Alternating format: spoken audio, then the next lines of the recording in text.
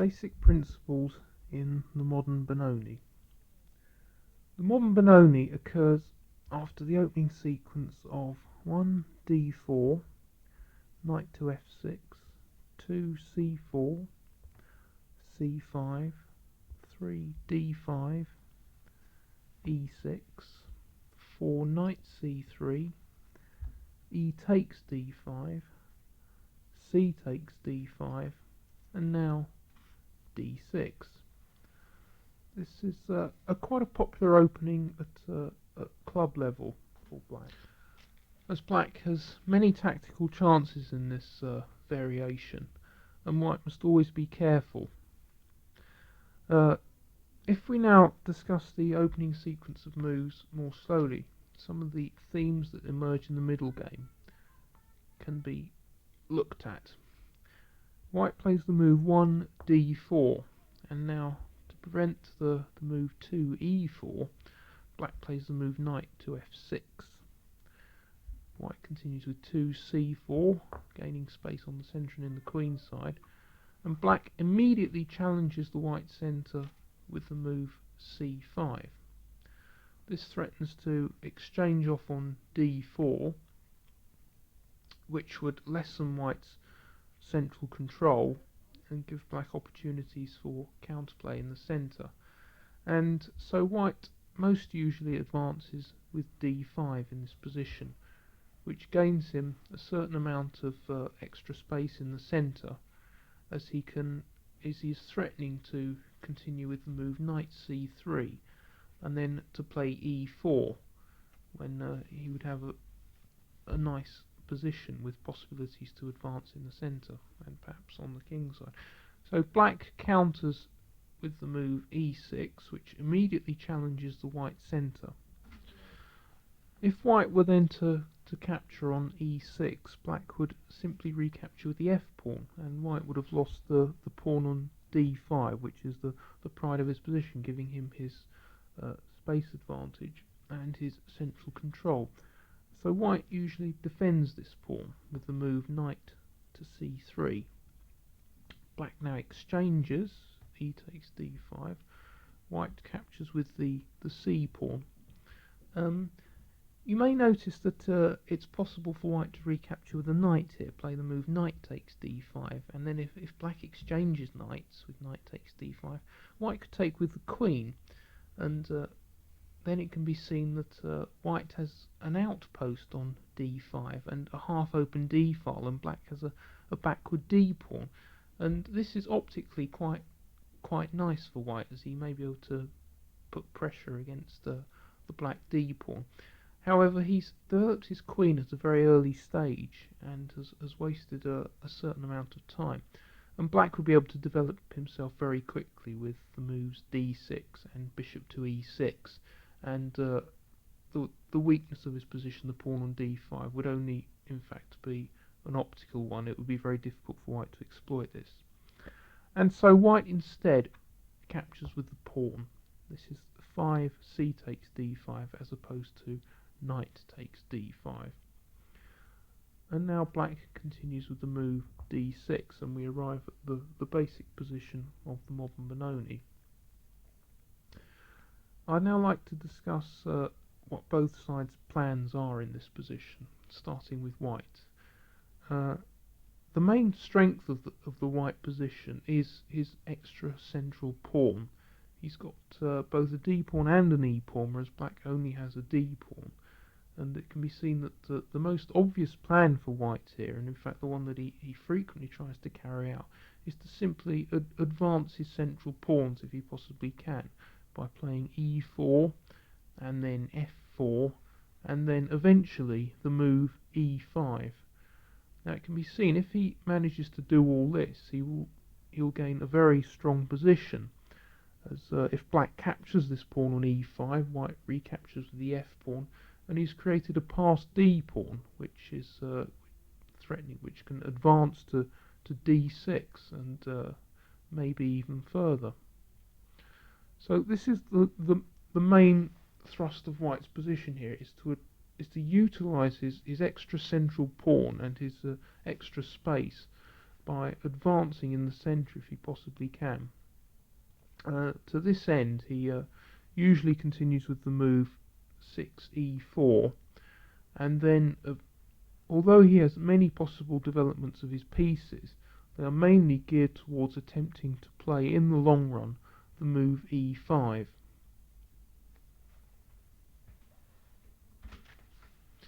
There are essentially two main ways for white to play the modern Benoni.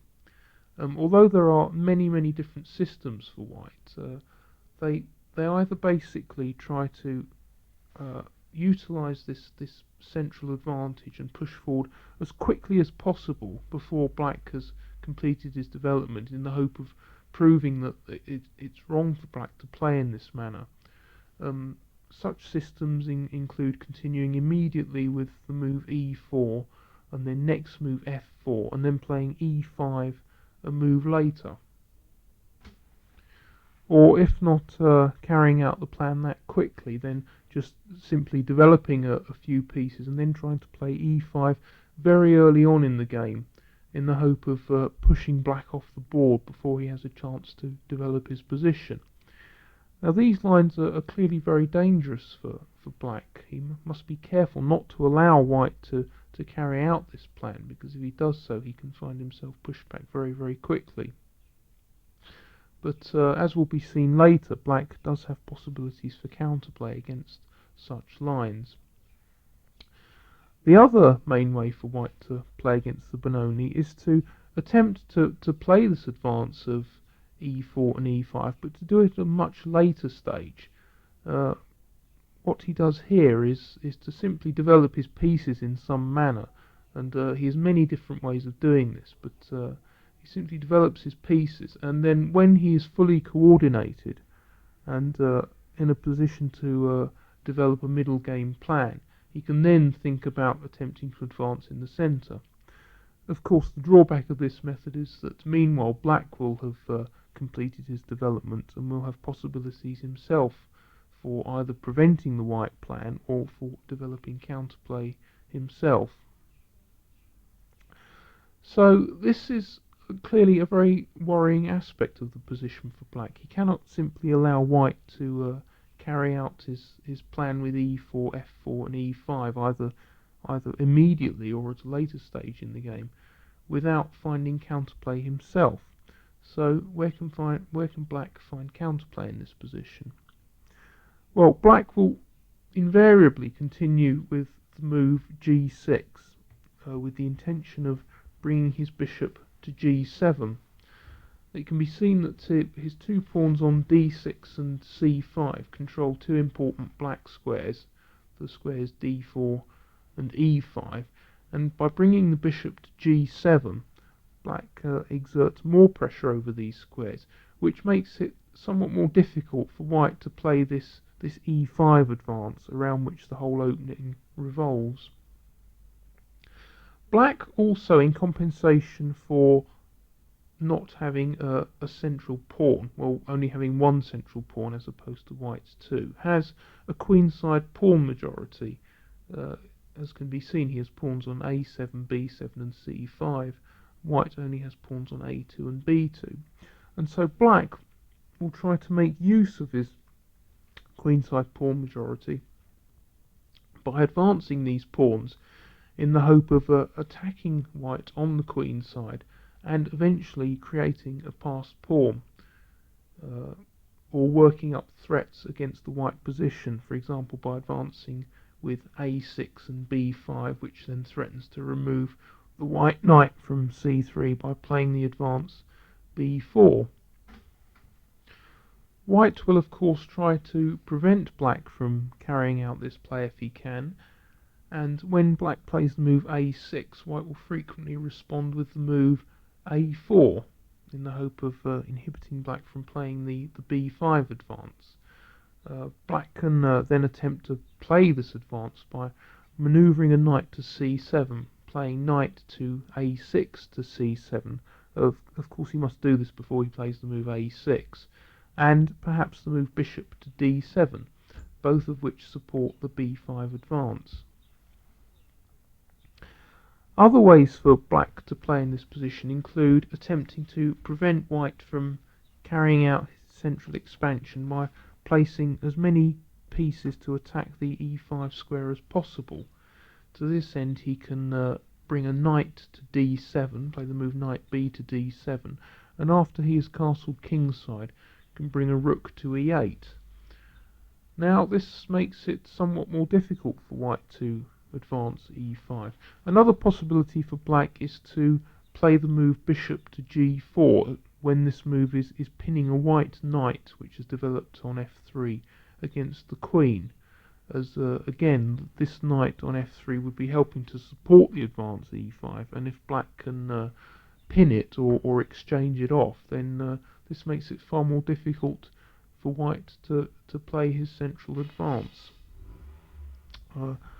Another possibility which occurs in certain variations of the Benoni is the unusual move for black of g5.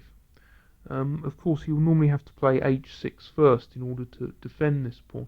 The point of this move is that when white has played e4, he will want to play f4 to support his e5 advance, and the move g5 makes it more difficult for white to play f4, because if he does so without playing g3 first, then black can capture, and he will have to recapture with a piece, which would make it far more difficult for him to advance e5, as in the event of this pawn being captured by the black pawn on d6, white would have to recapture with a piece rather than a pawn, which is not what he wants to do.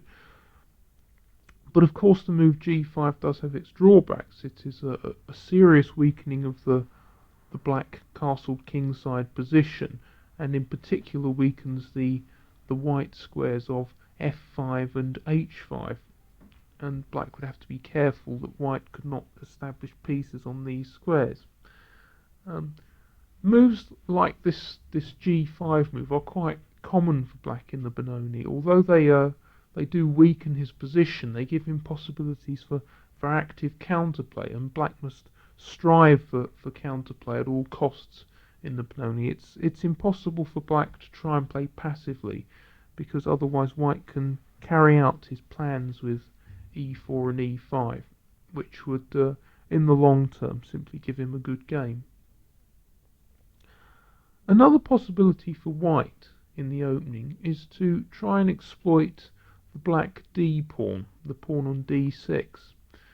It can be seen that this pawn is at the moment only defended by the queen, and it's difficult to see how else this pawn is going to be defended. And so quite frequently white tries to mount an attack against this pawn with the moves bishop to f4, and then bringing a knight round to the c4 square. This would usually be the king's knight, which would reach the c4 square by moving to f3 and then to d2 and then to c4. Now if white plays all these moves, it's clear that the d pawn could be a serious weakness for black. He doesn't really want to play the move knight to e8 to defend it if he can avoid doing so, because as already mentioned earlier, he must try and play as actively as possible, and knight e8 is a very passive move, which makes it difficult for black to continue in any active manner. But what black frequently does as a counter to any plans that attempt to remove his d pawn is sometimes to simply sacrifice this pawn in the hope of getting his counterplay moving as quickly as possible. If white does adopt a direct method of attempting to take the pawn by bringing his bishop to f4 and the knight to c4, this will cost him several moves. Meanwhile, black will have completed his development, and this will give him the possibility to gain immediate counterplay. This is the trademark of the Benoni. Black must not be drawn into passivity by the white threats against his position. He must always be on the lookout for tactical possibilities to exploit the white position. For example, if white sacrifices some time when he could be developing pieces to try and take the d pawn, then black must look for immediate counterplay and not be overly concerned if he has to sacrifice material to do so. How much is it? Another theme for black in the modern Benoni is to sometimes play the advance f7 to f5. Now this is a move which attempts to restrain white from carrying out his central advance. If there's a white pawn on e4, the move f7 to f5 will be threatening to exchange this pawn off, and if white has to recapture the piece, then he no longer has an e pawn, and no longer has any possibility to advance in the centre with e5, and he would have to look elsewhere for a plan for the middle game. However, the move f5 does of course have its weak points.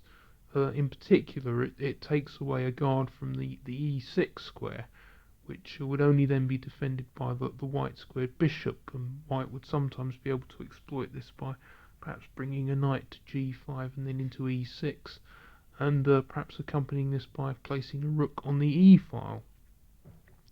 But the move f5 is certainly a possibility for black, and is one that has to be considered in many positions. As if white attempts to defend his pawn on e4 after f5 with the move f3, then if black captures, again we have a situation where white can no longer support his e5 advance with another pawn, and must rely simply on pieces to do this, which makes it a lot easier for black to defend against.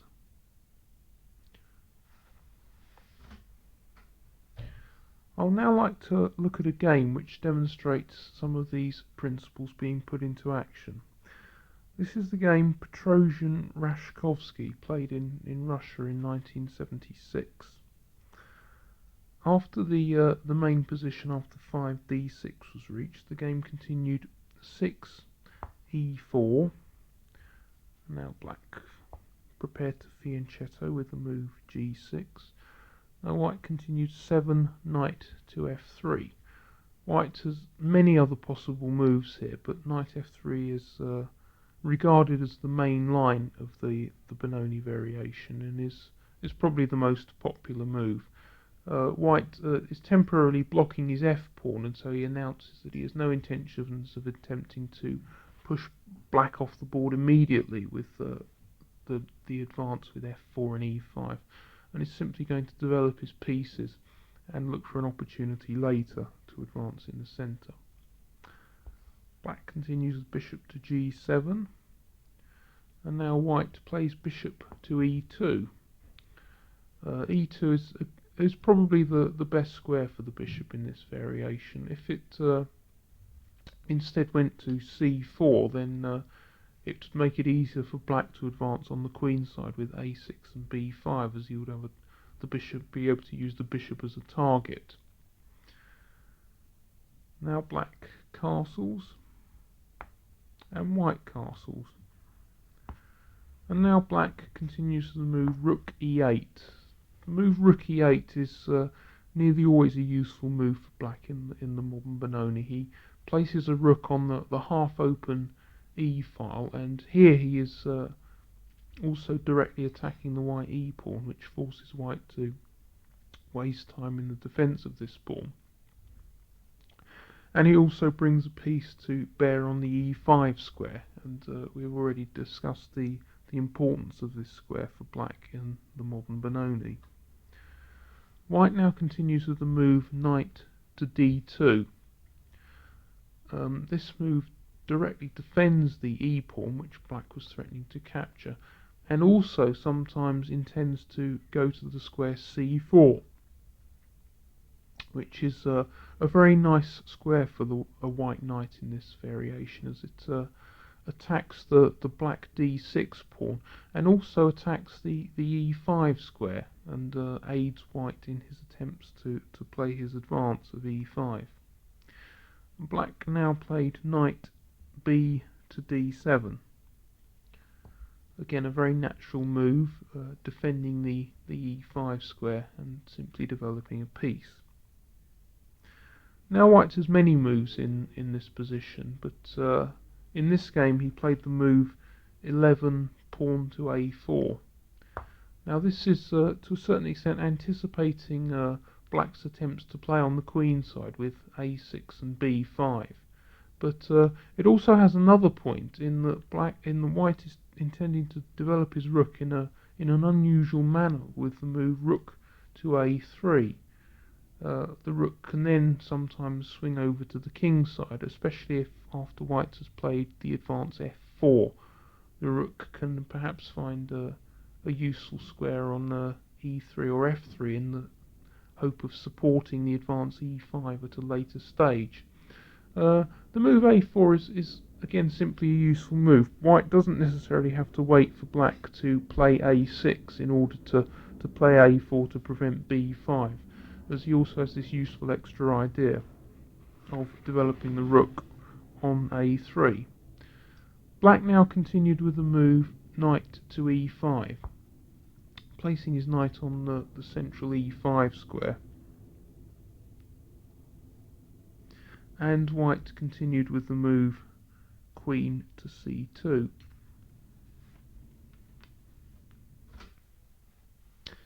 Black now has two main moves in this position, both of which are quite surprising moves, but demonstrate how black must attempt to play in the modern Benoni. The two moves are the moves 12g5 and the move knight to h5. Now both of these moves entail a certain weakening of the black pawn structure.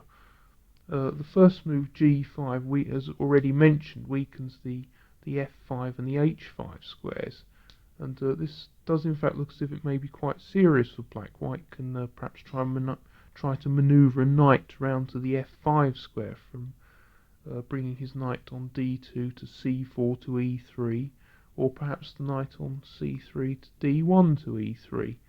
But black is hoping that he can mass his forces on the king's side and gain a direct kingside attack before white is able to make use of these weaknesses that black has inflicted upon himself. And the other move, knight h5, was an idea that was first played by Fischer against Spassky in the World Championship, in the 1972 World Championship match, which at the time caused a major stir, as it is a very surprising move indeed, as white can take this knight off with his bishop, and black is then left with a completely wrecked pawn formation on the king's side. As it can be seen, he has got three isolated pawns on the king's side, the front h pawn being rather exposed. But again, here black is hoping that his active counterplay on the king's side will outweigh these weaknesses. For example, he can continue with queen to h4 and knight to g4, perhaps, which would threaten a mate on h2, and there would be possibilities of the black bishop jumping in at d4, pressurizing the f2 square. And black is again hoping that his pieces will be active enough so that his weaknesses will not matter too much. This is, as was stressed before, this is very important for black in the Benoni. He must not be overly concerned about creating weaknesses in his own position if he can gain active piece play and active counterplay against the white position by doing so. So in this game, black elected to play the knight h5 move, and white removed this piece with bishop takes h5. Now if he doesn't accept the challenge and take this immediately, then there is the possibility that the black knight may come to f4, or that perhaps the black queen may come out to h4, and then in the event of a capture on h5, black would have the option of retaking with the queen. So white does best to remove this piece immediately. And black, of course, recaptures with g takes h5. Now, of course, the f5 square has become an outpost for white, as there is no longer a black pawn available to remove a white piece which may come there. And so white continued with the move knight to d1, with the intention of manoeuvring around to e3 and on to f5. Now this move also has another purpose. White, as mentioned earlier, is contemplating playing the move rook to a3, and as black has intentions to attack on the king's side, this move is a very useful defensive move, as white would be strengthening his defences in front of his king with this move. Black now played the move b6.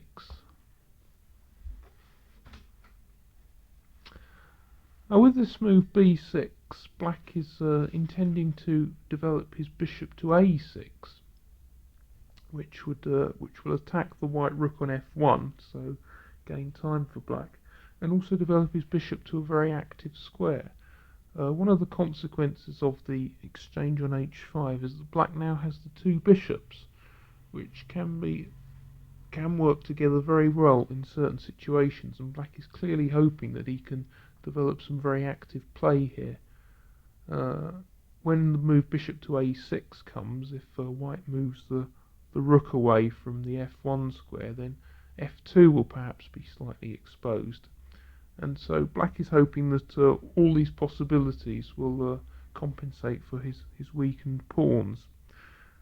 However, in this game, Petrosian comes up with a very interesting idea in an attempt to refute this strategy. White now continues with rook to a3, as was intended, and now black played bishop to a6. And now white decided to ignore the attack on his rook.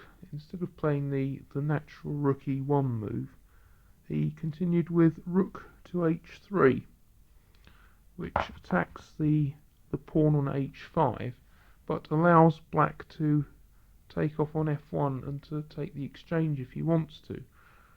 But Petrosian's idea here is that he is prepared to sacrifice the exchange in order to blunt the black initiative. After black does take the rook off, it will be difficult for him to develop active play, and the weaknesses of his position will begin to make themselves felt. For example, his wrecked kingside pawn structure, and in particular this wonderful square on f5, which white will now have to place his knights on. It will be virtually impossible for black to challenge a white knight placed on this square, as he will no longer have a white squared bishop. But if black does not take this rook off, then the whole of his last 2 or 3 moves begin to look rather pointless. So he accepted the challenge with bishop takes f1, and white recaptured with the knight. Knight takes f1,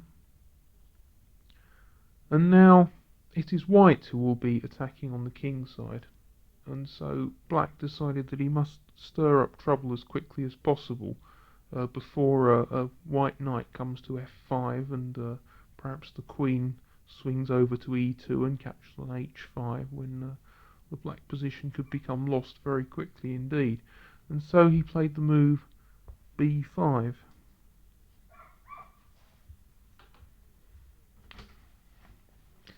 Again, this further demonstrates the principle in the Benoni that black very infrequently tries to defend his position. He's always looking for active counterplay.